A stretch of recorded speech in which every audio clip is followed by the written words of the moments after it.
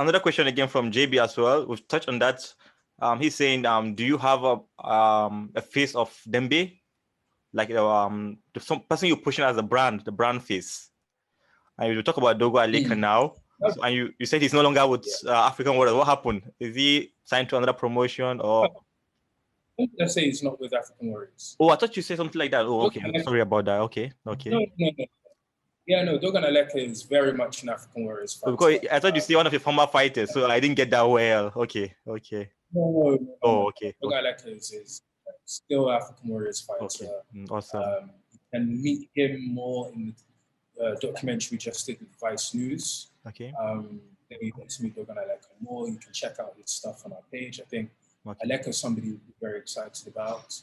Dogon Outer is somebody we're very excited about. Okay. As well. It's another fighter, big knockouts, big punches, exciting guy. And Shagon Yesanda, again, another fighter who's doing great things. And I'll just say, if anybody's reading this or hearing this, thinking, what do all of these titles that I'm hearing, Dogon, Shagon, Vagon mean? Just a quick Dambe knowledge. Yeah. So fighters, those are probably the three most common titles in Dambe. Dogon, if I don't know this, in Hausa language means big, strong, tall. So that's a title that's given to a fighter who is a big, muscular guy. Yes. So lots of guys will be given that nickname and put that in front of their name. The name, okay. Bahagon is something you hear a lot, and that refers to a left-handed fighter. Yes. So yes, so that's a guy who's primarily a southpaw. So he's given that title. And Shagon is a mark of respect to a senior fighter. So if a fighter learns the game from a senior fighter, he's known as his Shagon. So if you taught me the game, I become your Shagon, So that's so when fighters go by those names, that's what it's referring to. Okay. Dogon, big, strong, tall. Vagon, left-handed. Shagon, somebody's Shagon. Yes. Thanks for that insight and the knowledge there. Another question from Jibril before we move forward. Oh, okay. We've touched on that. He's talking about also the drug testing and all that, and maybe no using of the local ceremonial bath and all that. So it's like, how are you trying to change? Okay, we've touched on that. We're not changing narrative. It's going to be still cultural. So I think we're going to just skip the question. So my next question is going to be on the tournament format. So how is the competition with you guys? How are you setting the competition? Is it tournament based? Is it league based? How is it? How is the structure of your Yeah, we have some more stuff coming out on that very soon. So currently how we do is we run a camp system. So we have our own camp where we have about 50 fighters based, living there, training their fighters of various houses. And that's the traditional Dambe system where you have a camp and fighters represent their houses and they fight regularly between them. So we're going to be introducing a league format very soon, and you're gonna hear some more info on that. But currently, our focus has just been gathering the best fighters and really seeing for ourselves who's the best of the best, and we're going to be able to offer a new level above the traditional camp format, which will be coming soon. Awesome. So next question, still similar to this.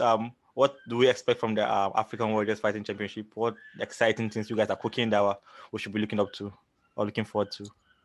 Yeah, what you can expect from us is taking Dambe, taking kokuwa, which is wrestling, to a new level. So expect better content, expect more content, expect the opportunity to meet fighters and really understand them on a personal level. And expect to be able to see our content in a few different places. We're working on a lot. We take this thing very seriously.